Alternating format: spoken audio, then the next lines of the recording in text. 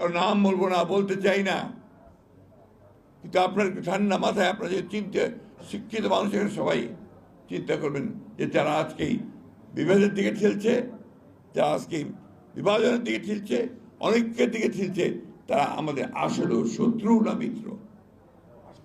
এবার তো সুযোগ এসেছিল সবাই মিলে একসাথে একজোট হয়ে আমরা একটা পরিবর্তন নিয়ে আসি।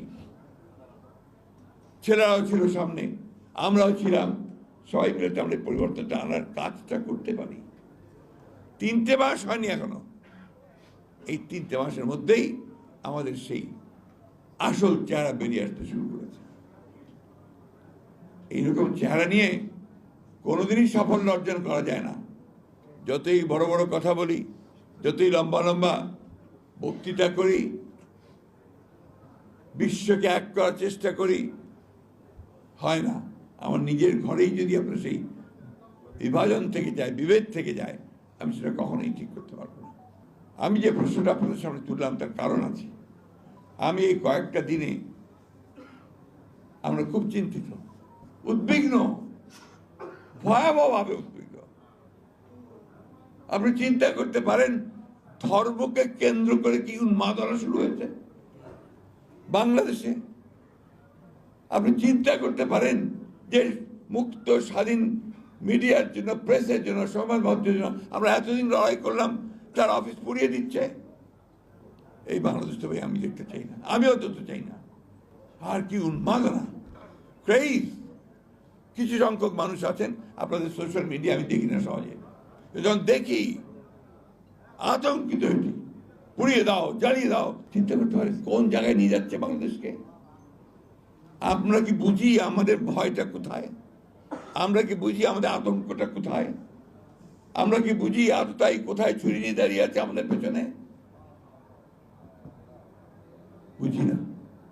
বুঝলে আজকে এই সমস্ত দায়িত্বহীন, ইররেসপন্সিবল কথাবার্তা আমাদের মুখ দিয়ে বেরোতো না। কিছু সংখ্যক মানুষ তারা নিজেদেরকে অত্যন্ত জনপ্রিয় মনে করেন, সবচেয়ে দেশপ্রেমিক মনে করেন, আর গোটা জাতিকে আজকে তারা বিভাজনের দিকে ঠেলে দিয়ে, উস্কে দিয়ে একটা অন্ধকারের দিকে ঠেলে দিচ্ছে। আপনারা গভীরভাবে চিন্তা করবেন। আমি কারো নাম বলবো না, বলতে চাই না, কিন্তু আপনার ঠান্ডা মাথায় আপনার যে চিন্তা, শিক্ষিত মানুষের সবাই চিন্তা করবেন যে যারা আজকেই বিভেদের দিকে ঠেলছে, যারা আজকে বিভাজনের দিকে ঠেলছে, অনেকের দিকে ঠেলছে, তারা আমাদের আসলেও এই জিনিসগুলো বুঝতে হবে। আমি কথাগুলো আপনাদের সামনে ইচ্ছে করে আজকে তুলে ধরলাম।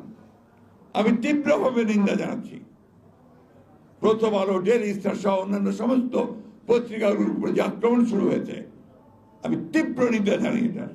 কারণ আমি সারা জীবন সংবাদ মাধ্যমের স্বাধীনতার জন্য লড়াই করেছি।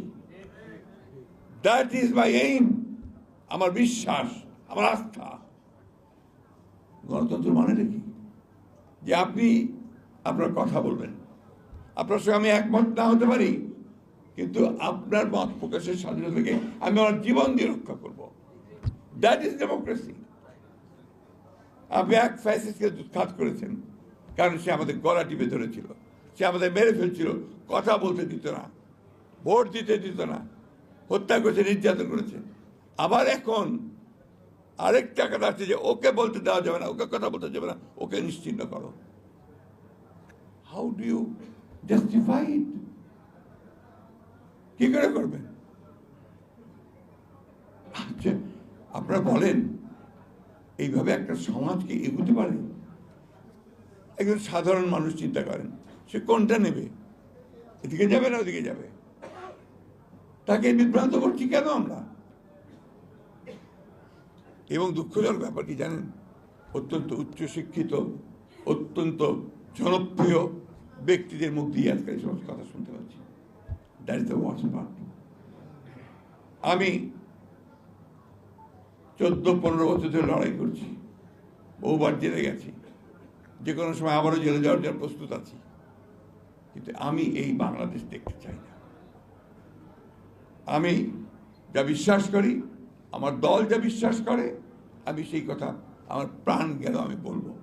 আমি বিশ্বাস করি লিবারেল ডেমোক্রেসিতে, উদারপন্থী গণতন্ত্রে, আমি বিশ্বাস করি মানুষের স্বাধীনতায়, বাক স্বাধীনতায়, ভোটের স্বাধীনতায়।